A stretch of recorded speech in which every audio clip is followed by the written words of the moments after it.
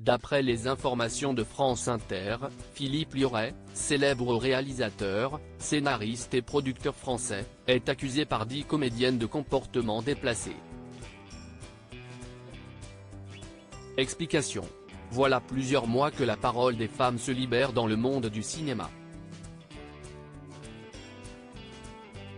Et parmi celles qui ont mis un coup de pied dans la fourmilière figure Judith Godrèche, qui accuse Benoît Jacot et Jacques Doyon de viol et agression sexuelle.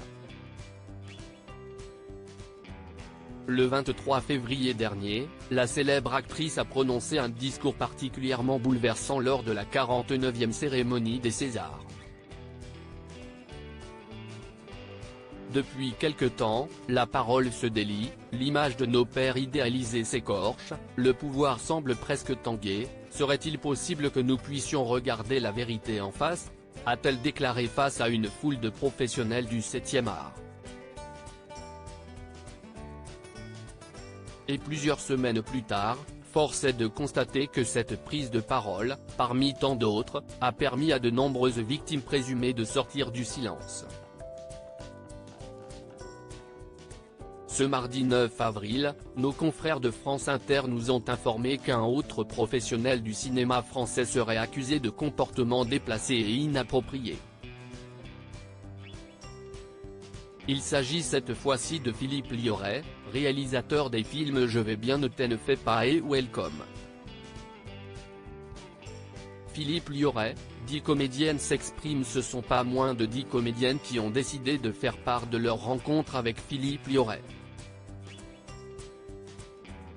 Parmi elles figure la comédienne Hélène Cesaret qui n'est pas près d'oublier l'une de ses séances de travail avec le réalisateur. C'était un samedi, alors que les bureaux de la production étaient fermés, sans aucun membre du personnel présent. J'étais un peu étonné, raconte-t-elle. Philippe Liorret lui aurait alors demandé de jouer une scène intime.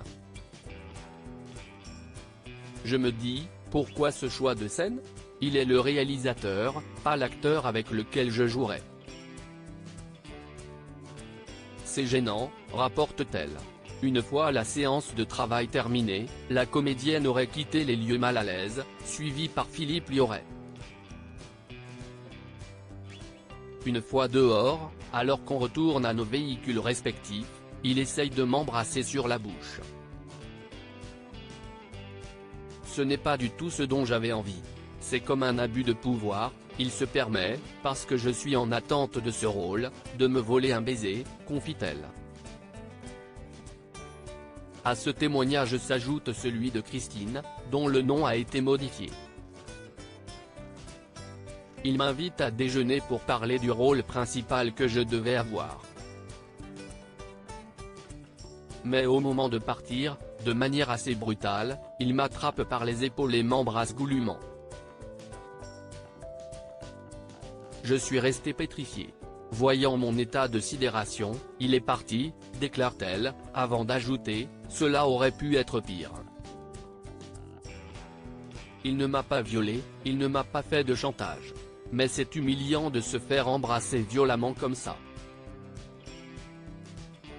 D'où a-t-il le droit de m'embrasser sans que j'aie donné mon consentement?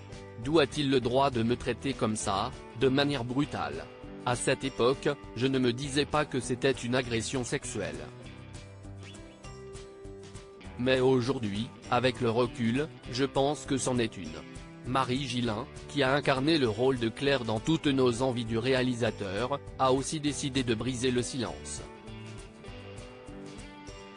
Auprès de France Inter, l'actrice se souvient d'une sensation de malaise lors des essais avec le réalisateur, ainsi qu'une attitude charnelle qui l'a gênée. Je ne lui ai pas dit, reconnaît-elle, avant de poursuivre, sans doute parce qu'il avait tous les pouvoirs à ce moment-là, en particulier celui de me donner ou pas ce rôle dont je rêvais. De son côté, Philippe Liorret s'est dit, par le biais de Solange Doumik, son avocate, profondément désolé. Il ne s'en est évidemment pas du tout rendu compte, a assuré la pénaliste.